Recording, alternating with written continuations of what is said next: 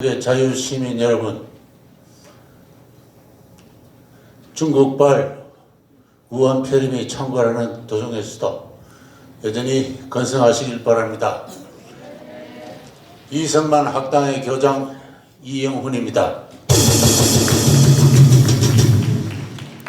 1947년도 12월의 이야기입니다. 유엔이 남북한에 총선거를 실시해서 자유롭고 독립적인 국가를 세워라라고 결의를 했는데, 그때 전 국민이 38도선 이남에 사는 주민들이 갈라지기 시작했습니다. 나라를 세워라라고는 국제사회의 결의가 있었는데도 마음을 하나로 모으지 못하고 서로 갈라져서 싸우기 시작했습니다. 그때 이승만 박사께서 하시는 말씀이 있었습니다. 공산주의는 콜레라와 같다. 다 같이 한 따라 해보십시오. 공산주의는 콜레라와 같다. 몸의 반쪽이 병이 들었으면은 나머지 반쪽의 건강을 먼저 지킨 다음에 병든 반쪽의 건강을 회복할 일이다. 이 위중한 시국에 북한에 있는 콜레라 환자, 공산주의자들과 협상을 해서 통일국가를 세우고자 하는 사람이 있는데, 이 사람들은 일의 선후관계를 모르는 사람들이다. 이렇게 이야기를 했습니다. 여러분, 그 말씀이 옳습니까? 그럽니까? 세월이 많이 흘렀습니다. 70년이 더 넘게 흘렀습니다. 공산주의는 콜레라와 같다라고 이야기하신 그분의 말씀이 역사에 의해서 증명이 되었습니다. 공산주의는 빈곤을 몰고 오고 질병을 몰고 오고 또 기아를 몰고 옵니다. 콜레라가 바로 그와 같은 것입니다. 육체적으로 인간을 파괴할 뿐만 아닙니다. 정신적으로 인간을 노예 상태로 만드는 것이 더 무서운 정신적 콜레라로서 공산주의인 것입니다. 이승만 대통령 12년의 통치 기간은 이 공산주의 콜레라를 우리 38도선 이남에서 몰아내는 일에 온 시간을 바치는 그러한 시대였습니다. 나라를 세운 지 2년 뒤에 콜레라 군대들이 무력으로 침공해 왔습니다. 그것을 이승만 대통령은 자유국제사회의 도움을 받아쳐서 물리쳤습니다. 이후에도 이 콜레라군이 완전히 박멸된 것이 아니에요. 그 잔균 세력들이 계속 남아서 1960년대에 50년대에 진보당 세력, 진보당 사건을 일으키고 60년대에 1, 2차 인혁당 사건을 일으키고 68년도에 통역당 사건을 일으켰습니다. 그 통역당 사건 주범들 김종태, 김진락, 신영복, 박성준, 이런 사람들이 원 콜레라 군의 잔균 세력으로서 대한민국을 폭력혁명으로 정복하겠다 하는 그런 꿈을 꾸고 김일성을 만나고 도움을 받고 그렇게 해서 민중폭력혁명을 획책을 했습니다. 그 김종태, 김진락이가 사형을 당했을 때 북한의 김일성이는 너무나 가슴이 아파가지고 평양에서 추모 군중대회를 개최했습니다. 그때 살아남은 사람이 신영복 사람이라는 사람이 마찬가지로 사형 선고를 받았습니다. 그러나 그가 속한 대학의 교수들이 박정희 대통령에게 목숨을 구걸을 했습니다. 그래서 살아난 사람이에요. 그러나 이 사람은 형식적으로 전향선을 섰지만은 마음으로는 결코 전향을 해본 적이 없는 사람입니다. 그가 뿌린 그 콜레라 균이 오늘날 어디에 지금 옮아가 있느냐 하면은 청와대 문재인 대통령이 옮아가 있어요. 문재인 대통령이 공산주의라는 말을 고영주 변호사가 했다가 법원에 가서 무죄 판결을 받았습니다. 그래서 저도 떳떳하게 지금 이야기를 할 수가 있습니다. 우리 정광훈 목사님이 자주자주 영상을 틀어서 보여주고 있지 않습니까?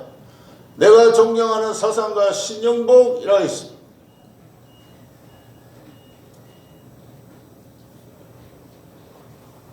그 세균이 죽지 않고 살아서 곰팡이처럼 번져서 1980년대 이후 민주화 세력의 기승을 타가지고 한국의 정치, 교육, 사법, 입법 모든 분야에 침투해 가서 드디어 공산주의자들이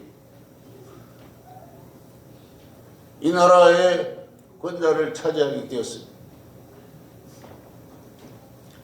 문재인 대통령이 중국에 가서 뭐라고 그랬습니까?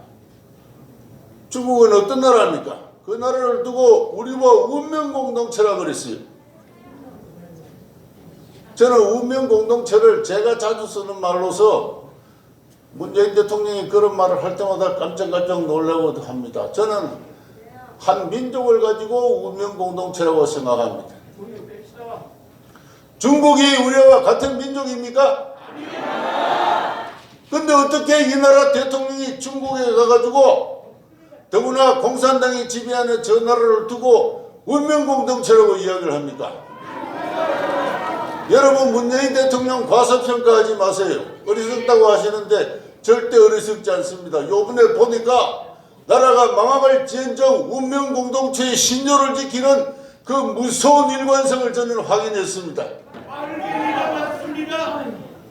온 전문가들이 중국의 여행객을 차단하라고 이야기를 했을 때 안 하지 않습니까? 그렇게 무서운 사람이 어디 있어요? 신념을 지키는 사람입니다. 세상에 신념을 지키는 사람만큼 무서운 사람 없어요. 문재인 대통령이 어리석어서 지금 입국 조치를 안 하고 중국인 입국 조치를 금지하지 못하고 있다, 이렇게 생각하지 마세요. 그 사람은 그 사람의 신조를 지키고 있는 겁니다. 그 신조가 뭐냐? 우리는 중국과 운명 공동체로서 중국몽을 실현하기 위한 국제공산주의 노선을 함께 추구해야 한다. 그게 문재인 대통령의 신념입니다. 그래서 정광훈 목사님이 자주 말씀하고 계십니다. 이 나라는 망할지도 모른다. 드디어 그 콜레라의 장기훈 세력이 한국을 장악한 가운데 중국에서 발생한 우한 폐렴이 남한을 지금 업습을 했습니다. 운명공동체 그 국제공산주의 노선을 틈을 타고 한국에 상륙을 했습니다. 일찍이 공산주의는 콜레라와 같다 하는 그분의 예언이 눈앞에서 현실로 지금 벌어지고 있습니다. 이런 무서운 현실을 우리 앞에 두고 우리가 앞으로 해야 될 일이 무엇인가? 이승만 대통령께서 늘 말씀하셨습니다.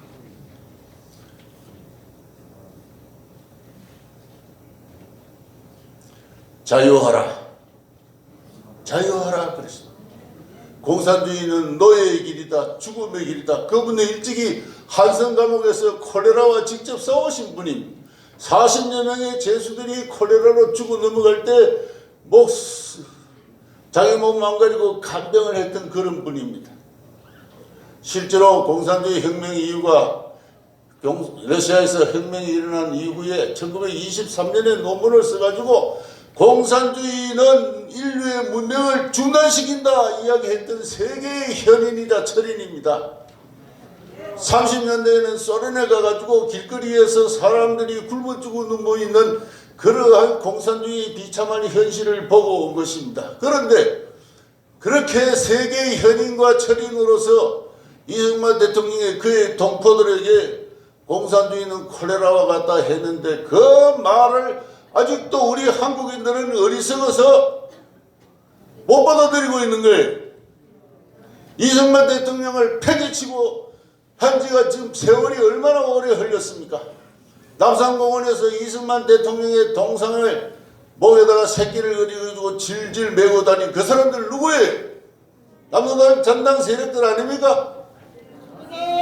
그 무너진 동상을 아직도 세우고 있지 못하는 이 나라 이 국민이 어떻게 축복을 받을 수 있겠어요? 우리 기독교인들부터 모두 지금부터 회개를 해야 됩니다. 회개를 한 다음에 먼저 나라를 세우신 그분의 뜻을 생각해서 이 위중한 국민을 맞이해서 자유하는 그러한 심조로 각오로 이 국민을 함께 돌파해 가야 된다. 저는 그렇게 생각합니다. 감사합니다. 고맙습니다. 역시 그 이승만 대통령에 대한 이 국민적 메시지가 아직도 살아있다면 우리 정강훈 목사에 대한 어록도 지금 준비를 해야 되겠습니다.